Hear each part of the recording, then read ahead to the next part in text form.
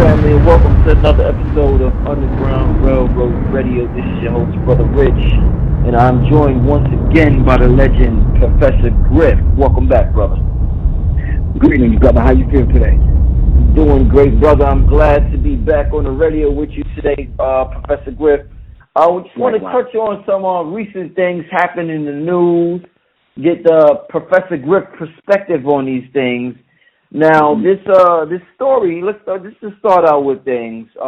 Just the story I keep hearing about Steve Harvey and the Miss Universe pageant. So, I went to look into the pageant, and I remember early in the year, Professor Griff, that I seen a article about how Miss Japan was the first ever biracial Miss Japan, and that was in the headlines for a while. Some people was upset that a Miss Universe Japan had, black features with her or whatever. Then when I was looking into this story with Steve Harvey, I noticed that the first ever contestant, Miss Jamaica, happened to have locks in her hair. So I said, wow, this is cool. These little girls, they about beauty pageants and sweet 16s and all of this stuff, and they look at this stuff, and I'm like, okay, all right, first ever contestant with locks in the hair, and, I happen to have a cousin, one of my cousins was here, and one of my cousins happened to ask,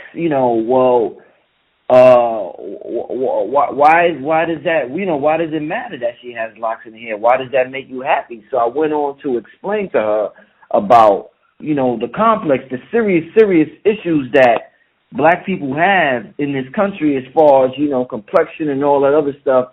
But I want to get just to start out with, I want to get the Professor Griff perspective on this. So I want to ask you, Professor Griff, the same question my cousin asked me when she seen that. I was like, wow, that's cool. You see that? I told her, you see that? The first contestant with locks. I want to ask you, Professor Griff, why is it important? Why is it dangerous? Let me say it like this, Griff. Why is it so dangerous to teach our young people that color doesn't matter in a color-based, I guess in a race-based society? Because you have this, a lot of people feel as though the more advanced you get, the more spiritual you get, color doesn't matter, race doesn't matter. But why is that such a dangerous concept in this day and age, Professor Griff? I truly know and understand, Brother Rich, that to be politically correct in the society in which we live has become this almost you joining that elite group in the VIP section at the club. You don't have to stand in line in the cold with your short mini skirt on or your boobs out or whatever. You can go right to the car, cut the line, go right into the VIP section. And now you belong to this elitist kind of group where you get treated different because for some strange reason, someone has said to you that they're VIP and you're a VIP status, meaning that you have values, you have interest that's well beyond the average person's interest, and people have interest in you. And then you have principles, which is VIP, values, interests, and principles, that are way beyond the average person. So we have to treat you different. And because you belong to this exclusive club, now you've transcended these particular things. But now, because now you belong as to what I refer to now as what I did back then when I was writing the book Psychological Covert War on Hip Hop. Sometimes you may belong to the $20 million club, $50 million, $100 million club. But now you belong to this very elitist kind of group that almost think like the talented 10, simply because you're a certain complexion or you have a certain degree or certain letters and numbers behind your name, or you know that the correct handshake and the password and the code word, and you belong to the right fraternity, sorority, or club or group, that you get treated different. So in those particular circles, and I'm sorry I'm taking the long way around, Brother Rich, in those particular circles, they may say, okay, well, we're way beyond the whole idea of judging people based on color. Well, hell, you should be, because that may have been one of the criteria to even get into the goddamn club, if you really look at it. But we need to understand things from a very basic and practical perspective, Brother Rich. The first thing people see that are not black is they see our blackness. And that's the first thing we consciously or subconsciously determine that we have to deal with when we're dealing with other people. And oftentimes, we have to defend that particular thing unbeknownst to the people around us. And we're always on guard to defend our blackness. So we come up with silly phrases like, oh, I'm mixed. Oh, I'm part this and I'm part that. Oh, my daddy was so-and-so and so-and-so from that piece of that so-called island over there. Oh, my mom was white, and she did this, that, and the other. And we always have to justify and be on guard to defend our blackness.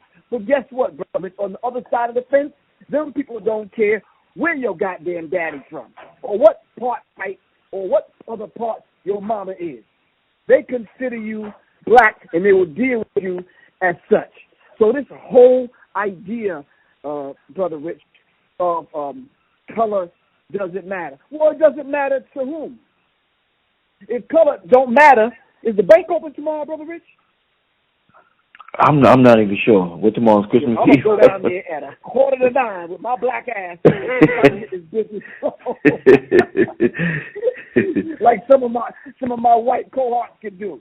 You understand? If color didn't matter. They see you coming a mile away, and they have these preconceived ideas and notions and thoughts and set of beliefs and set of behaviors that they attach to you, Brother Rich, because you're black. Now, check this out. You can come in and be black, light-skinned, or dark-skinned, but if you're from a different country, you get treated differently. Have you experienced that? Yes. Or have you seen that, Brother Rich? Yes, I've seen it. Yeah. This is a hell of a thing. How many goddamn categories of black do they have? And this is a reality that we have to, and now our children's children have to deal with it, because it seems like we're dropping the ball on putting these particular things in place that'll automatically check those particular things. Now, okay, Brother Rich, you might see a couple of lawsuits. You might see some racial discrimination cases, but these are just little flurries, Brother Rich. This is not the norm. This is not the standard. The standard is we went through periods of time, Brother Rich, where we had the brown paper bag test. We had the white doll versus the black doll test. We had the talented test. We had the bell curve. We had Reconstruction. We had Jim Crow. We had all these things that Dr. Joy Leary talked about in post-traumatic slavery syndrome. We had all these things that Michelle Alexander talked about in the new Jim Crow. So in understanding these sisters and how they laid these things out, it would lead us to believe in 2015 going into 2016 next week that things have all of a sudden now, Brother Rich, have gotten better because Barack Obama has laid the foundation and he's on his way out of office and everything is cool now and we don't need to worry about the black and white issue anymore. Everything is fine. But guess what? Lo and behold, white people have proven all of that wrong. Simply because throughout this country we're being shot down and mowed down. And you rarely hear about a case where you find a black police officer shooting down little white kids. And this is a reality. And for those people within the sound of my voice to say, well, I disagree with you, brother, Professor Griff, because race doesn't matter. I don't care who lives next door to me. As long as they take care of their lawn and keep their house and they can afford to live in my neighborhood, then I don't care who my neighbor is. Well, we have some field research, Brother Rich, to prove that absolutely incorrect. I tell you. So one last point. So they playing dumb. They playing dumb, Professor Chris. I think they're playing dumb simply because a lot of these bougie niggers and Negroes and Negresses play the same race card that white people play. And it's not a card at all. They really don't want to say they don't want to live next to you, Brother Rich. So they'll hide behind their white neighbors, and they'll play the class card. Okay. And this has become a very critical dynamic. So then when the entertainer with his crew move in the neighborhood, because now he can afford it, now they not only play the race card, they start setting up homeowners associations. This is a simple way of saying we're forming this group to construct rules and regulations to keep niggas out. A minute ago, especially in Atlanta and throughout the country that I traveled in the South, they have these gated communities. And I'm going to ask you the same question I asked last week. Are these designed, as Goody Mob say, are these gated communities designed to keep people in or to keep people out? That's my take on that question. So, yeah, color matters. When you go to pick up a rose to tell your girlfriend or your wife you love her, hell, you don't go get a polka dot rose, do you? You mainly look for a red one because we don't understand what the red one means, right or wrong? Right. So we're very conscious. And what's wrong with not judging people but seeing color? I'm not trying to hide my blackness. No one else hides their color. So why not be black? And why not be beautiful? And why not be proud? I see people with going all out of their way to change features and to play down their blackness and to play down the kinkiness of their hair and the thickness of their lips and the broadness of their nose and everything that comes along with it, not to play down the breasts and the hips and the butt and everything that comes with being black. Of course, Brother Rich, there's no one prototype for what an African looks like. We look like some of everybody because everybody comes from us. And that's very real, and we need to digest that fact. So when you go among these people, you're going to see us because they came from us. But they want to steal our lips, our nose, our complexion, our hair, our walk, our talk, our swag. They're proud to steal it from us and flaunt it and wear it and put it in the movies and on magazines and become rich behind it. They steal everything black, and they'll accept everything black but black people. Professor Griff, let me just say this to white people. White people, if you're listening to this, if I see one more goddamn fake ass hip hop video, y'all trying to dance like us, I'm gonna flip my lips. White people, stop, okay? Just stop. Thank you. Go ahead, Brother Rich. When Steve Harvey crowned the wrong Miss Universe, he went to crown Miss Columbia, and that was the run up. That wasn't the actual winner. He got a huge backlash from Twitter. A lot of from the Colombian faction. A lot of niggers. He was called an array of niggers on Twitter.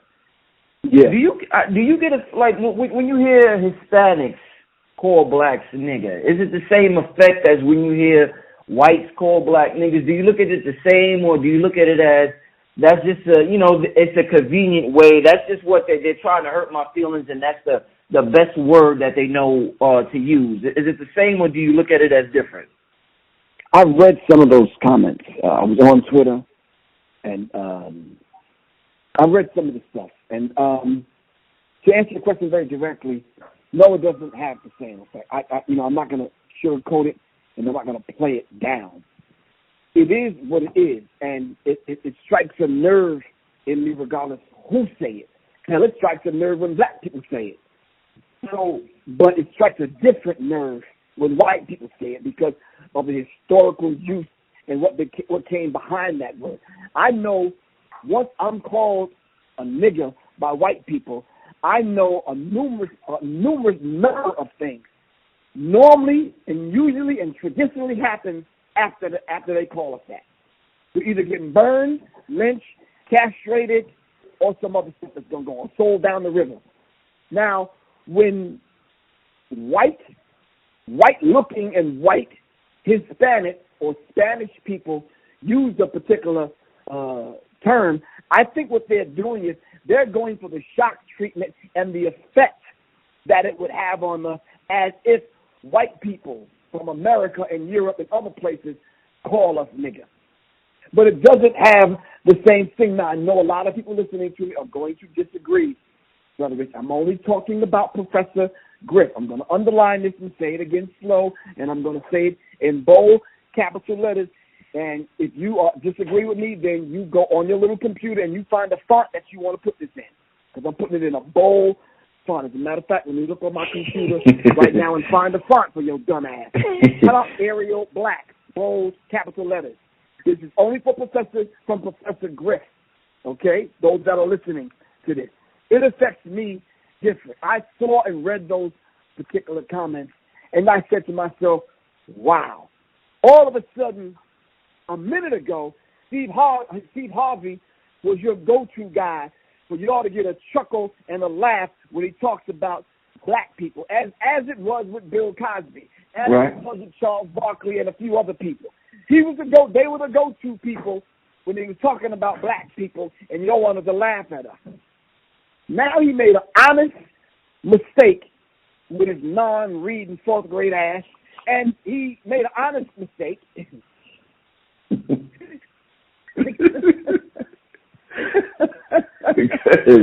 Big dumbass. He made an honest mistake, and he had to undo it. But I'm just saying, millions of people, if not billions of people, were sitting on the edge of their seats waiting for this particular announcement. And if your stupid ass can't read a cue card and a teleprompter, and you rehearsed it, and they probably already told you who the winner was before you even got there, you understand what I'm saying? You ought to be a damn shame of yourself, man. Don't this Negro got a book out? And isn't he on 9 different shows that they don't prop him up for? I'm waiting for the blood sacrifice.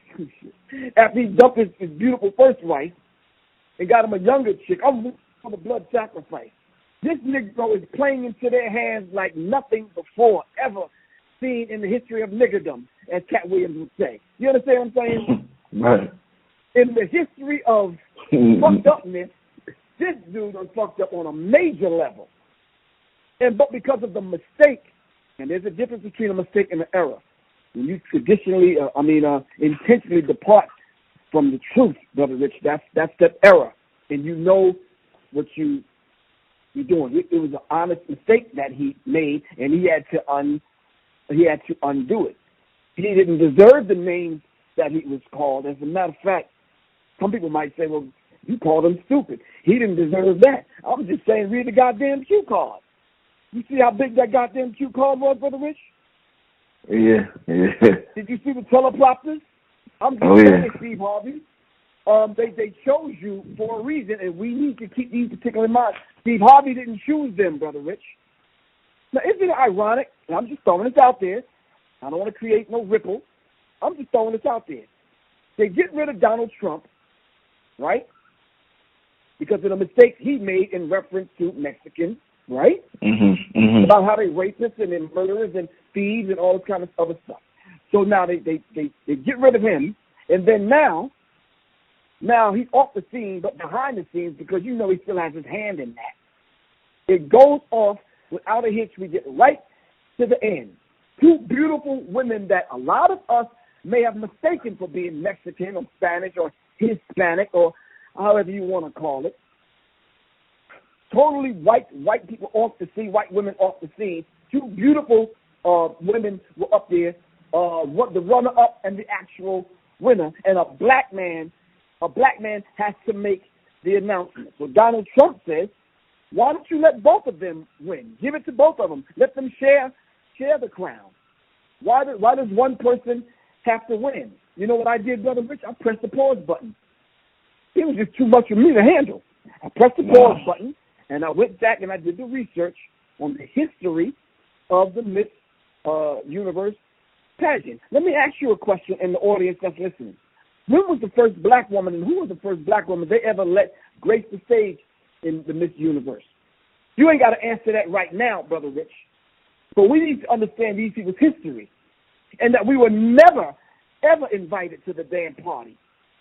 So for Steve Harvey to grace the stage as a black announcer, all right, he may have looked at that, okay, wow, millions, and if not billions of people are going to watch this, I need to bring my A game to the table. True, he needs to bring his A game to the table. But guess what, Brother Rich, to your first question. We don't ever need to forget. They see our blackness, Brother Rich. And those comments speak to this. And some of the comments were so vile and so venomous, man. I'm sure you read some of that stuff. And I'm like, wait a minute, man. Have these people forgotten their history? Did they not see Eugene Adams, Africans and Asians? Did they not know that the black man and woman are the original people all across the globe, in every country, in every society? At the root of all these people are black people? Maybe they forgot the history, Brother Rich. You know, as you said, we had a black host, Miss Jamaica, black sister with locks in her hair. Last two contestants were not white women. Early in the year, you had the black Miss Japan. It's a lot of, keeping with the theme of the show and the changing perception of beauty and everything. Just me thinking about everyday interaction in society, just being outside and thinking about our sisters with their natural hair. And I noticed this a while ago. I don't know, I might have asked you this a while ago. I'm not sure. But I've noticed just from where I'm at, a lot of the natural sisters, when I see an interracial thing going on, it's usually a sister that's natural or a brother that has locks in his hair.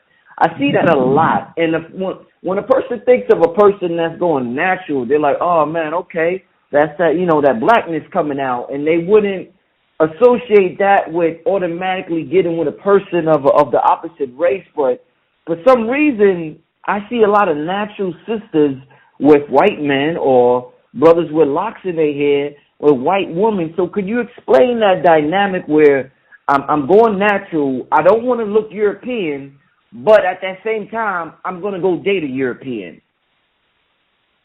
That is utterly confusing. It's like the whole idea, I expect some backlash on this interview, Brother Rich. So just, if you read those comments under this, just don't pay attention, okay? Right.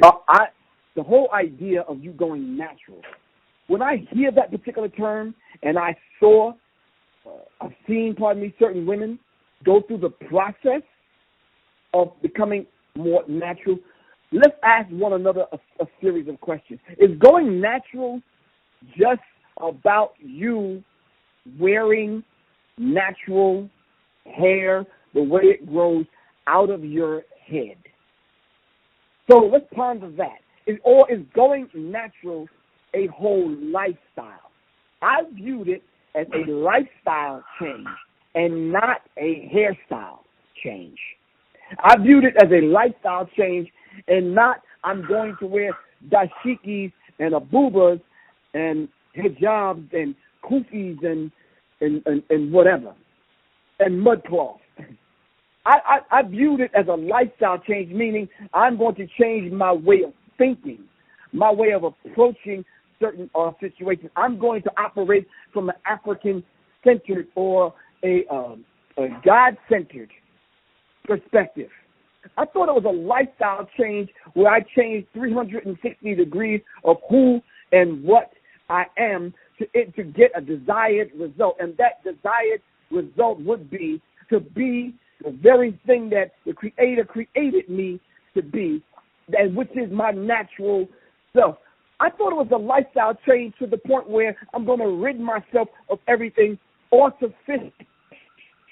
I thought it was a lifestyle change to the point where I'm going to stop using chemicals, not only on my hair, but the underarm deodorant, which has aluminum in it, the toothpaste, which has fluoride in it. And I've heard from Dr. Scott Witter, Khalil the African, Dr. Sabi, and other brothers and sisters, Dr. Suzar and Queen Afua, that anything, and now Dr. Melanie, anything that you put on your skin absorbs into your bloodstream.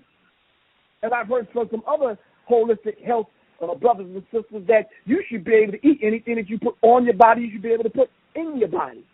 Right. I said, wow. Okay. So then if that's true, I'm thinking this whole lifestyle change should affect not only what you put on your head, which is going into your scalp, on your skin, in your body, in your mouth, and even, I'm getting to the point, even when you go to openly kiss somebody, open mouth kissing, this French kissing, I guess they call it, when you go to kiss someone, you exchange saliva, blood, and a few other things. Are you following me? That last meal you ate and a few other things. So I'm saying, how are you going to consciously change your perspective from which you operate from to become a more natural person, and then you turn around and you go get somebody very unnatural? That's a gigantic contradiction. There was a commercial when I was growing up, and the question was asked, is it parquet or butter? And we had a hard time choosing because we couldn't figure out whether to put it on wheat bread, multi-grain bread, or just straight up Wonder bread. I don't know why they call it Wonder, but later on, Dr. Khalid Abdul Muhammad said, yeah, they call it Wonder bread because you wonder what the hell is in it. You understand what I'm saying? So we have to come to the unmistakable conclusion that if we're going to become natural, it's a lifestyle change and not a hairstyle change. The hair becomes a part of it because as Anthony Browder talks about in his book, The Browder Files, it talks about the politics of hair.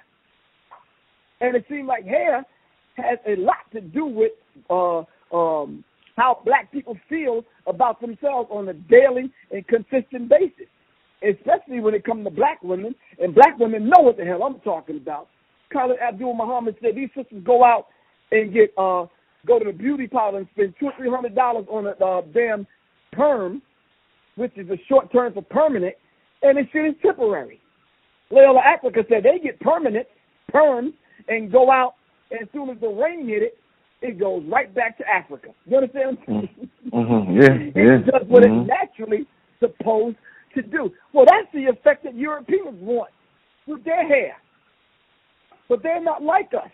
You understand what I'm saying? They cut from a whole different cloth. Elijah Muhammad laid that thing out beautifully, Brother Rich, when he asked us a question, which is the first lesson. Who was the original man? And you know the answer is the original man is the Asiatic black man, the maker owner, the cream of the planet Earth, God of the universe. White people, y'all can't wear that. White people can't wear that. And those of y'all that are out there dating those people on the other side of the fence, y'all need to know and understand this particular lesson. They can't wear that. Plain and simple. They are the colored man. So he asked the second question, who is the colored man? The colored man is the Caucasian white man, or Yakub's grafted devil, the skunk of the planet Earth. That is that beast, that devil, that demon that you're laying next to. And you better wake up and realize he didn't call him colored because he turns colors. He turns pale, pink sometimes, and a few other colors. That's not why Elijah Muhammad said it. That is third, fourth grade kind of teaching. Elijah Muhammad said he called him the colored man simply because everywhere he goes, and every people that he come in contact with, the indigenous people in these indigenous lands that he go into, which are all black, he goes in and he colors them, meaning that he colors their thinking, their religion, their educational system. He colors the way they do things and the way they operate. Then he puts himself at the center, meaning that at the center of their political system, at the center of their religious system, definitely at the center of their finance and economic system. And he colors everything. And nothing on the globe that we looked at today, he hasn't colored and he hasn't touched. This is why, Brother Rich, in a couple of days, you're going to have people bowing down, picking up, bowing down. As Ashwa Kwesi teaches, symbolically, we bow down to the tree because we put the presence under the tree, and we bow down and we worship the evergreen tree. But if you would have listened to what Elijah Muhammad taught in reference to Nimrod in the Bible, we would have got that lesson a long time ago. And he was absolutely 1,000% correct in the 10th chapter, of Jeremiah, where it says, "Thus saith the Lord, learn not the way of the heathen, and be not dismayed at the signs of heaven, for the heathen are dismayed at them. They deck it with silver and gold and fasten it down with nails.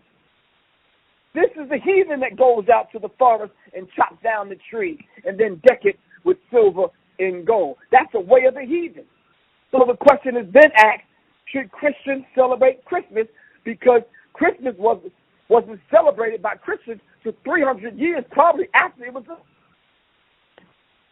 So Christians have now taken on the way of the heathens and the pagans, and this is what you're celebrating right now or in a few days, these pagan holidays, especially Christ Mass or Christmas. People better look into this, Brother Rich, because I swear, if I get a goddamn Happy Christmas text message, I got a message waiting in my damn phone for people. I'm telling you right now, Brother Rich. And it ain't cute. Oh, man. Now, I want to ask you, Professor Griff, with that being said, do you get us, like, when a movie comes out and it's a love story, you know, everybody says, oh, man, that's a great love story, man. Oh, man, it was a good love movie. It was a love story, you know, we loved it. But when the characters are black, it goes from being, oh, man, that was a great love story to, oh, man, that was a great black love story. So they automatically, in the same society that tells us they don't see color and color doesn't matter, when they see us in a love story, they call it a black love story. Do you think we need to get rid of that category or of saying, oh, that's a black love story or that's a black film? Should it just be a love story, period? Does it take away from the love story or the love movie or whatever the movie is by calling it a black love story instead of just a love story? It doesn't take away with it, but it definitely delineates. It definitely sets aside how we as a people interact with one another, especially under racism, white supremacy. It probably would just be a love story, as Coltrane says, a love supreme. It probably would be just a regular old love story if we didn't have to deal with the whole idea of racism, white supremacy. My mom fell in love with my dad. My mom was a lighter woman, not light-skinned as we traditionally know, light-skinned. But my mom was a lighter woman. My dad was jet black. I'm not talking about that triple darkness, that blackness that the brothers be coming from Africa. Not that dark. My father was a Blackfoot Native American. My dad could look like he could have been. Would you ever see the jet black Indian from India? Yeah, the Dravidians. That's somebody. Pardon me. The Dravidians. Exactly. My dad looked like he could have been one of them, and but to see them two, a black man with straight hair, talking to a short hippie kind of country woman, you understand what I'm saying? You would think some people may look at that and like, okay, we already start passing judgment. You follow me? So when you talk about love stories today, Brother Rich, you got to put it in the context of who we are as a people, and you have to add to it and keep in mind, historically, we weren't able to meet one another, to date and to court one another. Elijah Muhammad said there's three things that the white man will not teach us: the science of warfare, the science of mating, and the science of business. And I think we need to understand that it was very difficult for us to marry because we couldn't, because we were owned by our slave masters and our slave masters' children. We didn't know what process to go through in order to take on a wife or how to even treat one. We had to relearn these things all over again, Brother Rich, and establish and put in place some of those particular traditions that I've often heard Professor Smalls and other brothers teach that particular lesson, that when we saw that we were getting our religion now beat out of us and our names changed and we couldn't speak out our native tongue, we started hiding the traditions inside of what the white man allowed us to do. So he allowed us to teach the Bible only on Sunday for a few hours. Then we hid the Yoruba tradition and the Ifa tradition and some of the other traditions from the continent inside of that. Lo and behold, later on, churches started popping up, and they started putting African in front of the Methodists, or African in front of the Episcopalians, or African in front of the Baptists. So we ended up with these kind of churches. So we tried to hide the traditions inside of what the white man allowed us to do on the plantation. And for the most part, Brother Rich, it survived it. So even now, Brother Rich, when people get married, there's some of the African traditions from the continent. We still add this in some of the ceremonies.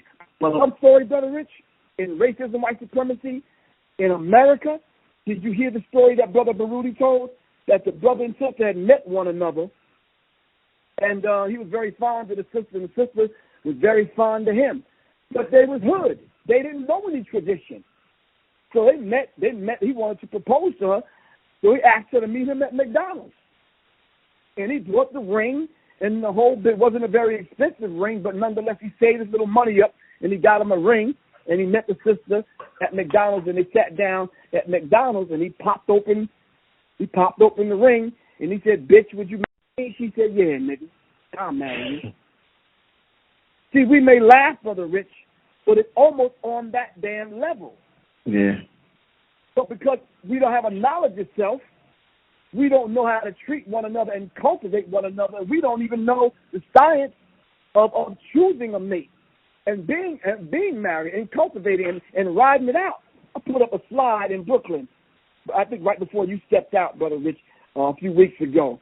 I put up a slide that said, yeah, your fallback game is tight. So how about your stick around game? You understand what I'm saying? Right.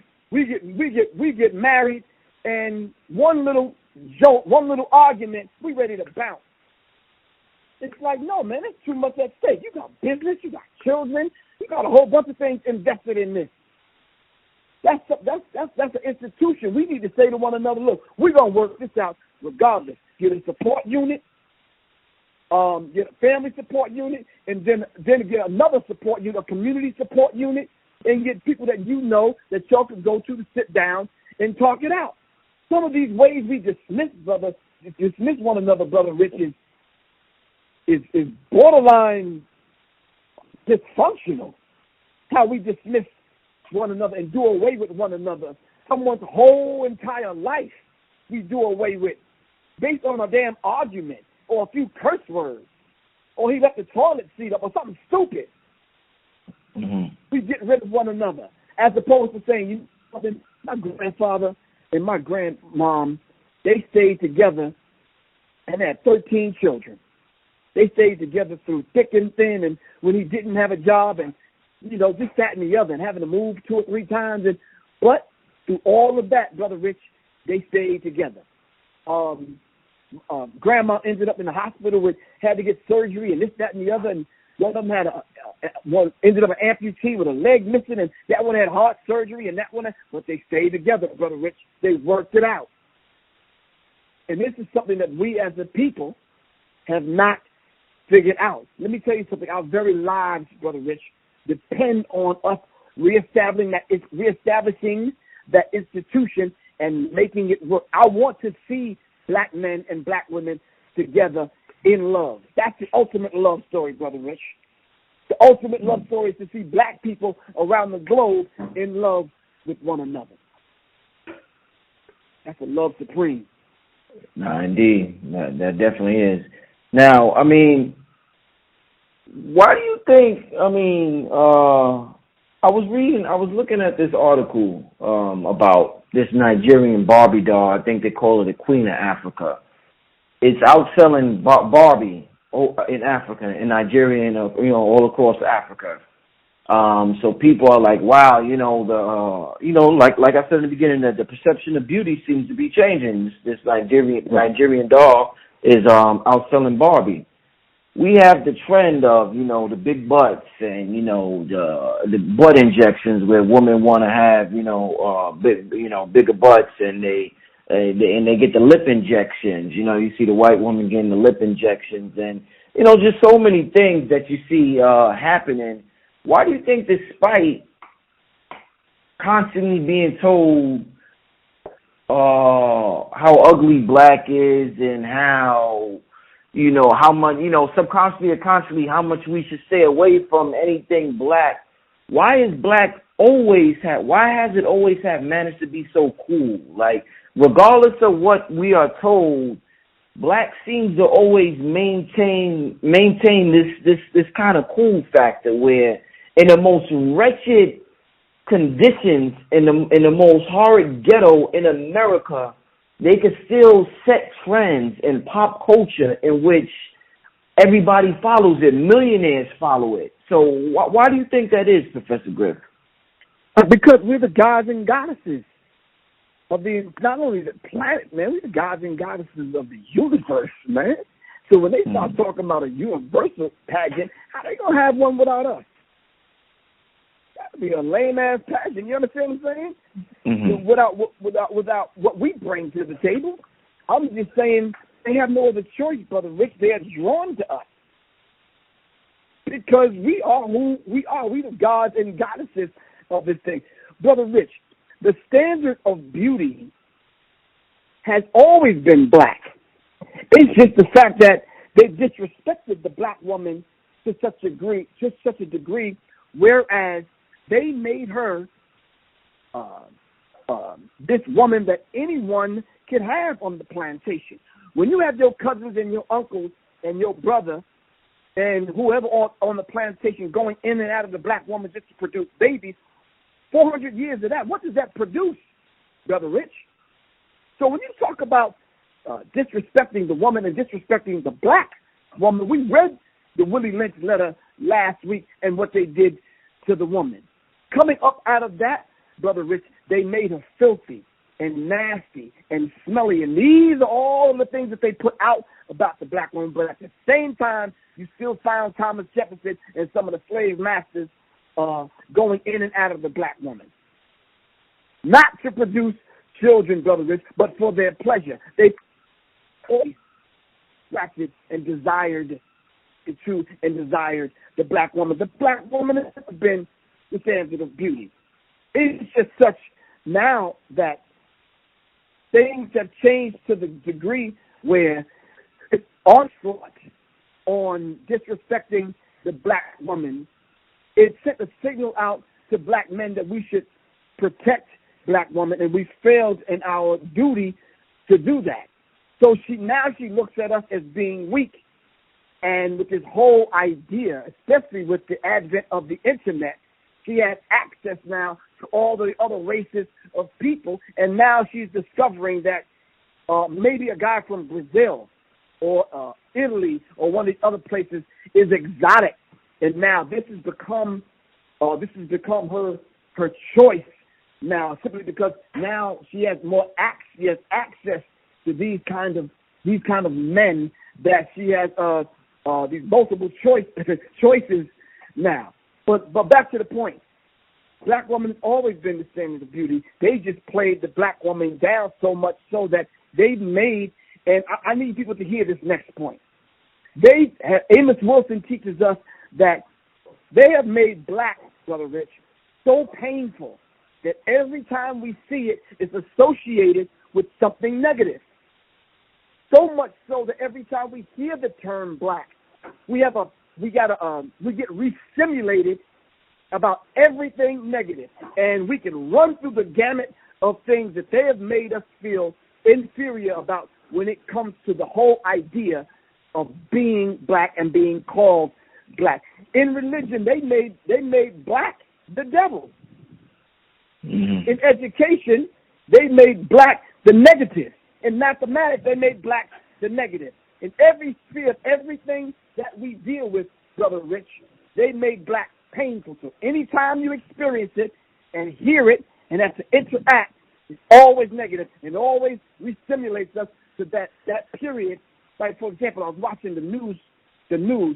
I got to travel tomorrow, so I'm watching the news, Brother Rich. I'm like, okay, what is the weather going to be like? So the news reporter, black person, started talking about it's going to be a black and gloomy day. And I'm like, wow. See, that re-stimulates you, Brother Rich. Right. So now when you go to think of the weather and you go to think of a bad day, you think black, gloomy, negative, hurtful, painful, every time we have to deal with black.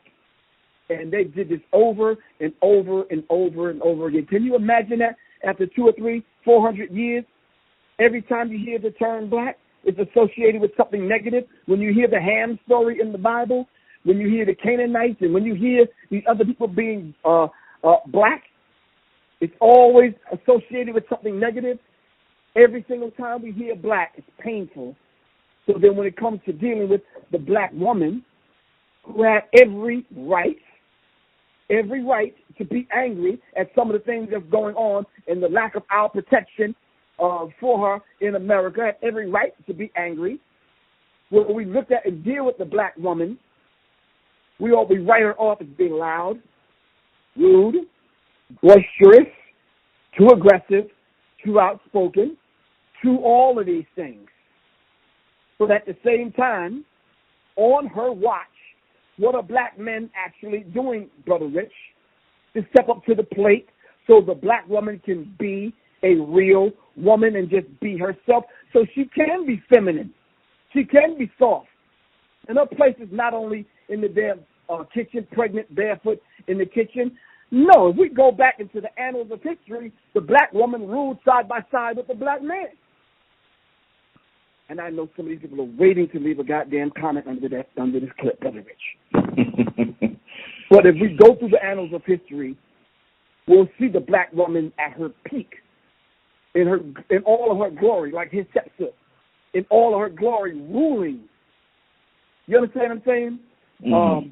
In all of her glory, not only her, but all the other gods and goddesses, as Ivan Van Sertima talked about in the Black Woman in Antiquity. All the black women that Dr. Ben talked about when he says heaven is between the legs of an African woman. And that's not derogatory. That's on a metaphysical level. So she ruled equally with the black man, and we need to deal with it as such. And that's not anything strange. What is wrong with that? Elijah Muhammad said a nation can rise no higher than its woman. Well, if that's the case, what kind of nation are we building? Do we as men think that we're going to have a nation without the woman? We out our goddamn mind. Mm. Dr. Ben said, dipped in chocolate, Brother Rich, bronzed in elegance, enameled with grace, toasted with beauty. He said, my Lord, what have I have here? A black woman.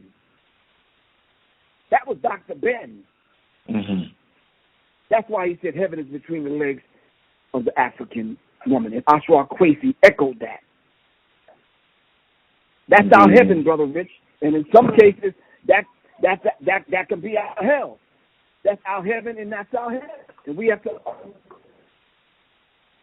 And that's very real. Well, I guess I like where you took it with that. And I guess my last question will be, Griff, how do we make... Where we seem to be a culture where we do what we think is cool. So if being in love is cool, we'll do that. If having 3 girlfriends at a time is cool, black people will do that. How do you make being in love cool again? How do you make having a soulmate? How do you think as a culture, how do we make having a soulmate cool again, Professor Griff?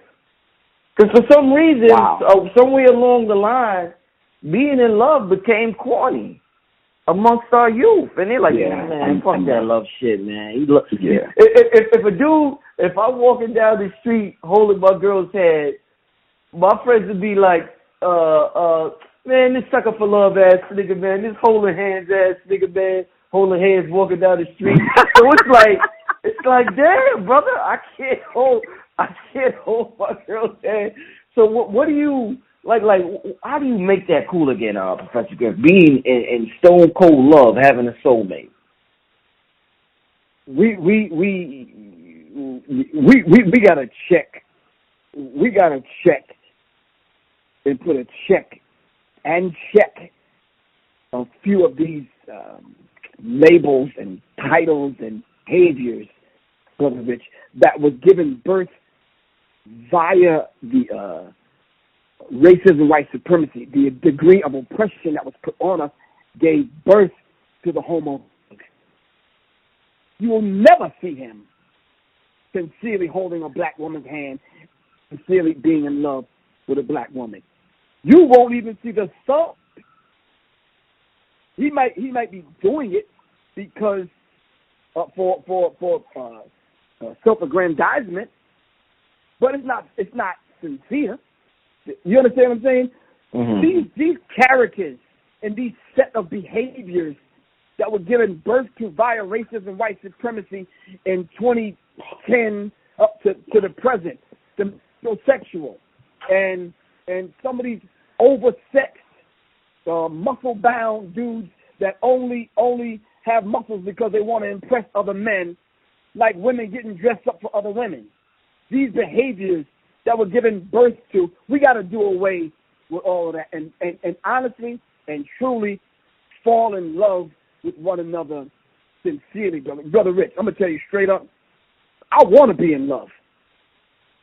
I want a woman that I could be in love with. And you damn right, I'm gonna hold her hand. I'm gonna hold her hand in the mall. I'm gonna hold her hand in the movies. You understand what I'm saying? Because I want to be in love. I want that woman to challenge. You know, Griff, I don't want to cut you off, Griff. Just before you continue, the reason why I ask that is because that's something I had to deal with when I was young. I remember when me and my girl first got together, and it's something I didn't even. I realized that it was subconscious, and then I just picked up on it. Like, I gotta fix this shit. If I was in a black neighborhood, I was probably about 23 at that time. We wouldn't hold hands like that. But when we got to the white neighborhood downtown, we would hold hands more often. And then one day I said to myself, you know what? I think, am I embarrassed to be in love around other black people? Then I was like, oh shit, that's what it is. Like, because I don't see nobody else doing it. So I'm like, I don't want to stand out. I'm the only one my age, 23, 24, holding hands. I didn't want to stand out. So that's something I had to check myself about. You know what I'm saying? So that's what made me ask you that question. But go ahead, brother. Well, Brother Rich, I think it was kind of different for me because I always went, when I was younger, I always went for the woman that I kind of figured I couldn't get. Mm-hmm. So when I got her, holding her hand meant, look, I got her. Right, okay. I know that's crazy, man, but so to me, it was almost like an immature way, like, I got her, and I want you to see that I got her. Right. Because she's with me holding my hand. You understand what I'm saying? Right. But seriously, man, I know exactly what you mean. But if you creeping with the jump off, more than likely you're not holding her hand. Right. Okay. Because you ain't really in love. Right around. Mm-hmm. And we're doing all these other things, and I think sometimes couples are together, but they just don't hold hands anymore. They don't hug. Now listen, I put a post up on my Facebook page. As you know, I got a love-hate relationship with Facebook. I don't write anything on Facebook, and I want y'all that are listening to my voice to know that. If you see me put up something on Facebook, it's going to be one line, because Facebook ain't getting my energy. Something, and let that be that. But I put a beautiful picture up. I forgot whose family it was. I think it was, what's the sister's name from Destiny's Child? Kelly Rowland? Sister's name. Kelly Rowland? Yes, I think it was Kelly Rowland's grandparents, I believe. She had a picture of them in a rocking chair hugging one another. I mean, both of them got gray hair.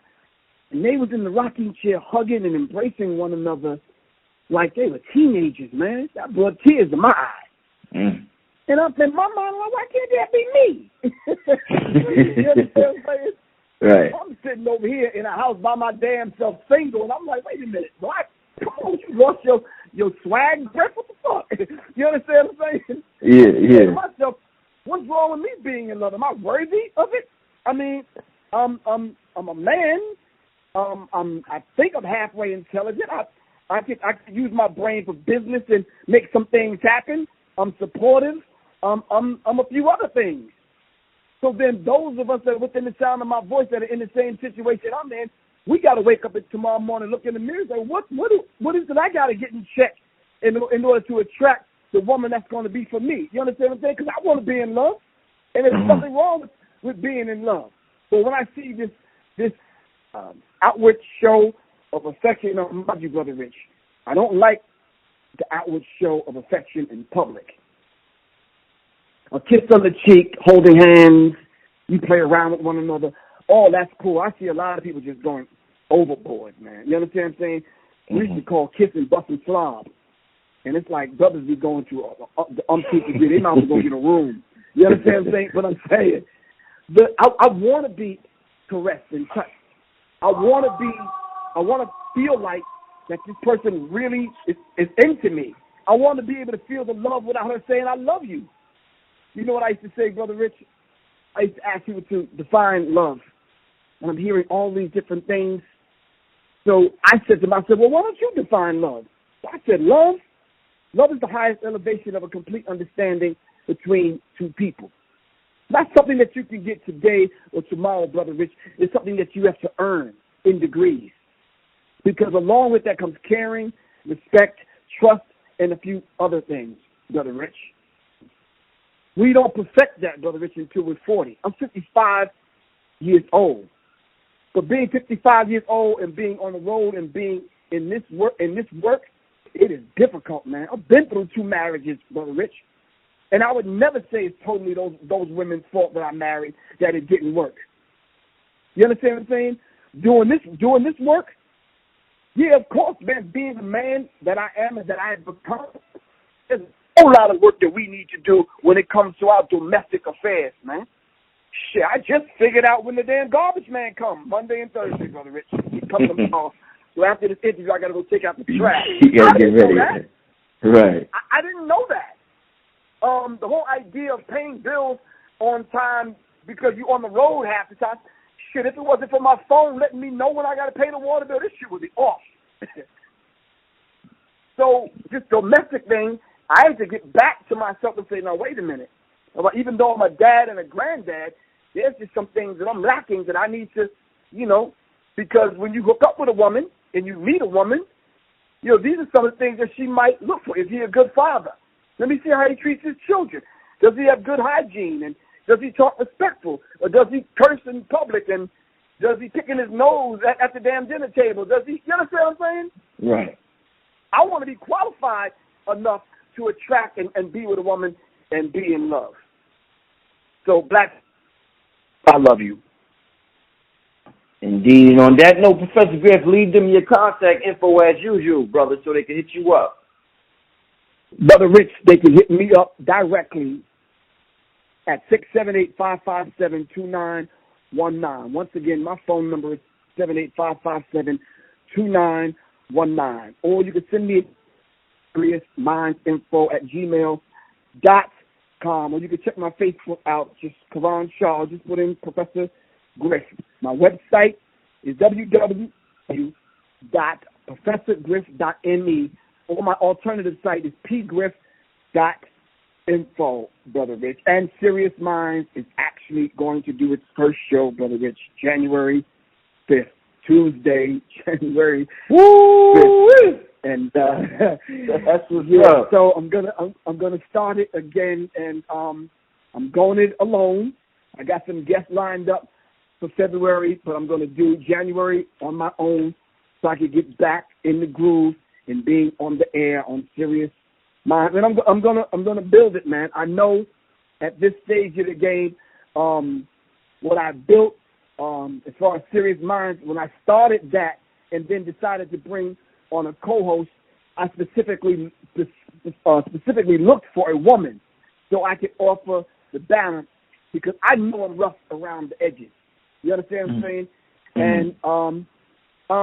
And it was done, and I think it was successful. Then along with working with you, I think it was a delicate balance, man, and it worked. You understand what I'm saying? Mm-hmm. So hopefully I could stand on the shoulders of what I started with Enemy Minds and continue it with Serious Minds. And I'm going to try to do a few things the same, but a few things a little bit different with Serious Minds Radio and Serious Minds TV. I'm actually going to give people a peek into how I'm doing the show. So I'm going to film every show. But I'm only going to do it on Tuesdays for a while, Tuesdays and Thursdays for a while. I'm gonna take the time out Thursdays to do the Alchemical Cipher, which is the study group, Brother Rich. I'm going to leave Wednesday open for what you and I do. Okay, that's what's up. Definitely, right. Everybody stay tuned for that. And, January 16th in Raleigh, North Carolina, I want to mention that. Me and Black Dot hooking back up again. His book is out, and my book should be out in the February, Psychological Covert War on Hip-Hop Part 2, which people are going to have some issues with, but it's good. Because I'm dealing with some signs and symbols from fraternities, sororities, and the churches, and the rest of these people. And you got the comic book out now, right? The comic book is out. It's called Who Stole Us? As a matter of fact, I'm in the middle of writing the second one. It's Ex-Minister to the Edge of Panic. So I'm in the middle of writing the second one. The comic book is out. It's called Who Stole the Soul? And you can get it from my website, or you can just call me directly, 678-557-2919. And once again, I want to thank you, Brother Rich, for continuing to do this, man. And we just keeping our word to one another to keep this thing going, man. Yeah, no doubt. 2016, it's going to be a good year for Professor Griff, y'all. Got a lot coming man. up. It's going to be serious. Yeah, literally, huh? It's serious. That's what's up. So, yeah, y'all, this Underground Railroad Radio, once again, Brother Rich, Professor Griff, we signing out. We going to see y'all next week. Peace. Peace.